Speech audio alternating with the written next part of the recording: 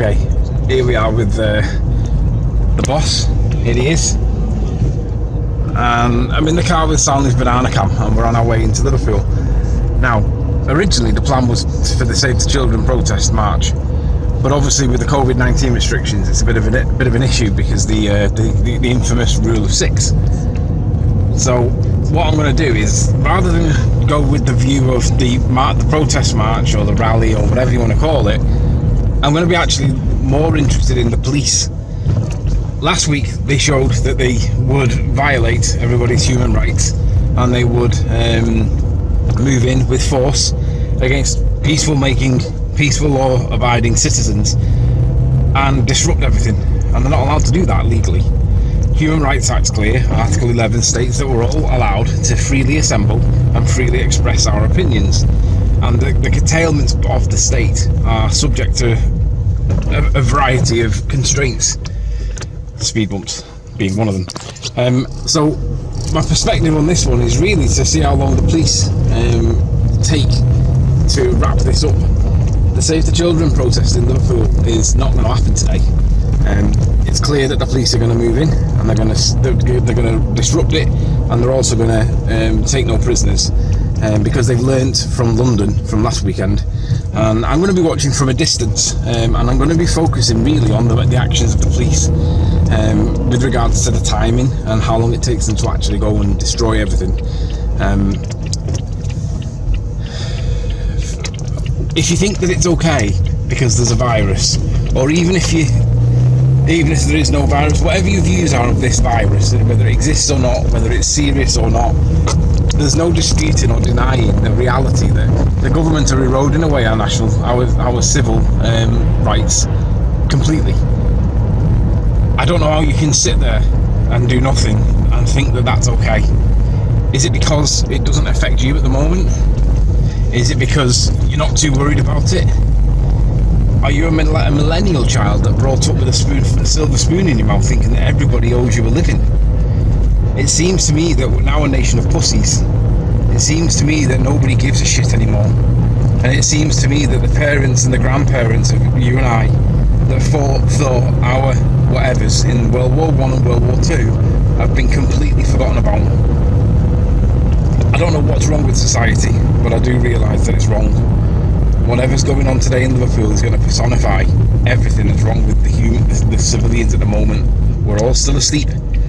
I'm awake, I'm watching, I'm realising that what the police are going to do today is going to be illegal, and it's going to go completely unnoticed. There won't be any media there won't be anybody reporting on it, and I think it's disgusting that people are just laissez-faire about this.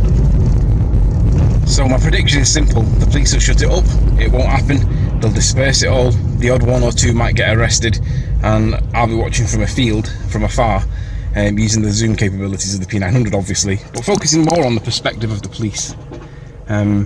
It's sad that it's got to this state. We've become a Chinese communist dictatorship in the last few months because of COVID-19. Regardless of whether it exists or not, it's being used as a weapon against the people by the state through the police. The police are a manifestation of the state. It's not okay to just say that it's their job. So let's have a little look at how we get to how this gets dealt with, and I guess we'll see you shortly.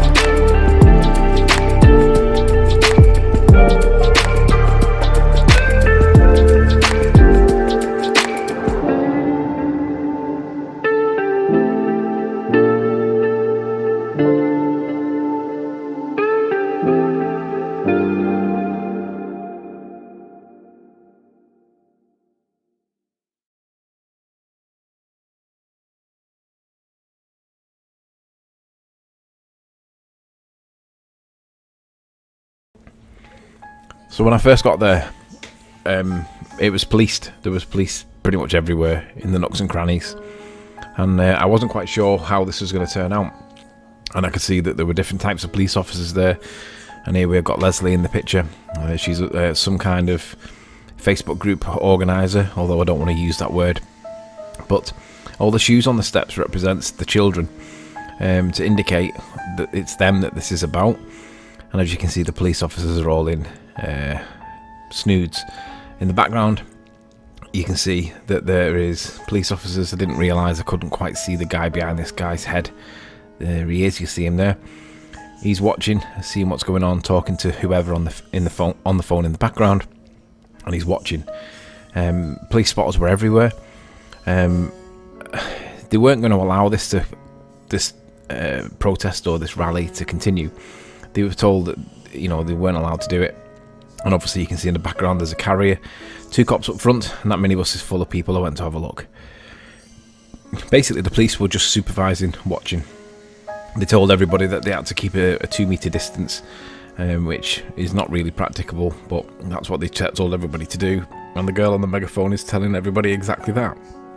Now, obviously, I was there a little bit earlier than everybody else got there, but as more and more people arrived, it became obvious that you weren't going to be able to hear them because you couldn't get close enough. Police were not letting you do bubbles. They were making everybody keep a 6-metre distance. Sorry, a 2-metre distance. And it was a bit weird, I'll be honest. It felt like it was a bit like, I don't know, not quite sure what it felt like. It felt surreal. But nonetheless, everybody was peaceful. The police did not go in heavy-handed. The police did not do anything weird.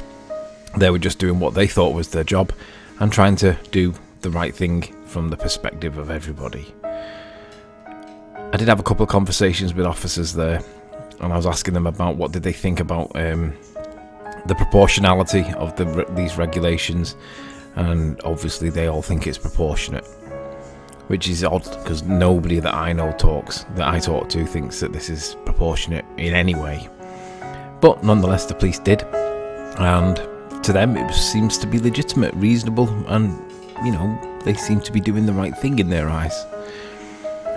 Pleased to report that there were no arrests, there were no fines issued, nobody got in any trouble. Police were not really needed, it was over-policed. That being said, if it was under-policed, I don't know, I'm not really sure what would be the position. But I want to mention that Leslie, the organiser of, I don't want to say the word organiser because you can get in trouble for it apparently, but she was liaising with the police with regards to what they could or couldn't do. Based on the events in London the previous week, it was obvious that the police were going to be very heavy-handed, because it's often the case that if the Met lead one, that sets the standard for the rest of the country.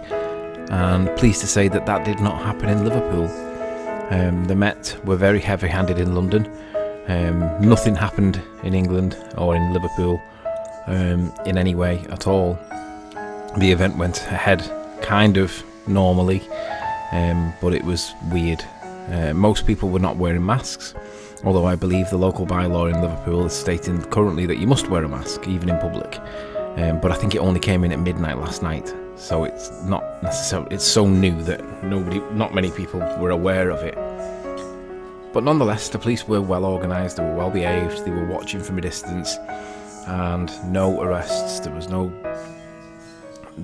violence, there was no reason for the police to get involved, and they didn't get involved. So everything that they wanted to do was done. Was it over-policed? Yeah. Was there any reason for them not to? Not really. I just found it interesting that these two suits walking towards me were not wearing masks. That guy's not got a mask on, it's actually a beard. But yeah, they weren't wearing masks, and I don't know who they were, but apparently there's a local rule in Liverpool now that you have to wear a mask outside of the public as well. But shout out to Leslie for orchestrating stuff with the police. I believe that the police didn't do anything because Leslie was pointing out the human rights of the protesters need to be respected. Because based on previous experience in London, it was boiling over, wasn't it? Let's be honest, the police were brutal. So, looks a bit sparse at the moment because I was there early, but it all went well.